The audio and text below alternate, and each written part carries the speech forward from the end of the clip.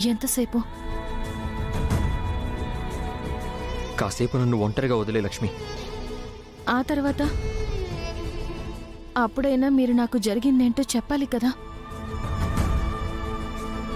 అందుకే అసలేం జరిగిందో చెప్పండి. నాకు చెప్పాలని లేదు. నాకు వినాలనుంది. వింటే నువ్వు బాధపడతావు లక్ష్మి. చెప్తే మీ భారం తగ్గిపోతుంది. ప్లీజ్ లక్ష్మి, నాకు గిల్టీగా ఉంది. ఆ గిల్ట్ పోవడానికే చెప్పమంటున్నాను. చేసిన పాపం చెబితే పోదు.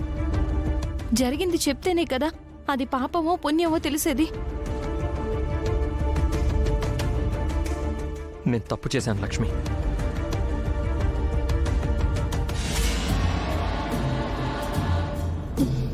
అబ్బబ్బబ్బబ్బబ్బబ్బా, ఏమైనా ప్లాన్ చేసావా మనీషా? చెప్పింది చెప్పినట్టుగా చేసావు. పర్మనెంట్ గా ఇంట్లో సెటిల్ అయిపోయావు. ఇంతకీ రాత్రి మీ ఇద్దరి మధ్యన కార్యం జరిగిందా? లేదా ఆంటీ, మిత్ర శ్రీరాముడు లాంటివాడు. ఎంత కాన్షియస్ లో లేకపోయినా తప్పు మాత్రం చేయడు. అక్కడ తప్పు జరిగిపోయినట్టు నేను మిత్రని నమ్మించాను. మిత్ర నమ్మినా లక్ష్మి నమ్మదు కదా. నమ్మను. మీరు తప్పు చేశారంటే నేను ఎప్పటికీ నమ్మను.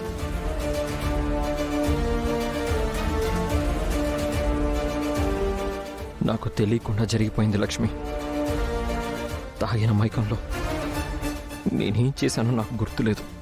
అదే నాకు అడ్వాంటేజ్ అయింది ఆంటీ.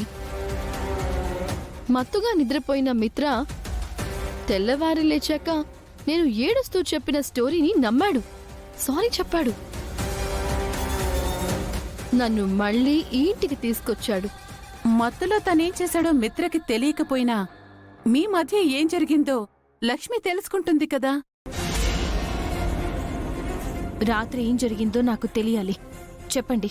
తెలుసుకుని బాధపడ్డం తప్ప నువ్వు చేయగలిగిందేం లేదు లక్ష్మి. తెలిసి మీరు ఏ తప్పు చెయ్యరు. తెలియకుండా కూడా తప్పు చెయ్యరు. మీపై నాకు ఆ నమ్మకం ఉంది.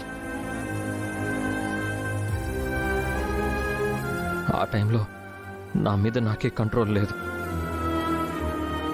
ఆ రూమ్లోకి ఎలా వెళ్ళానో, రాత్రి అక్కడ ఏం జరిగిందో నాకేమీ గుర్తులేదు.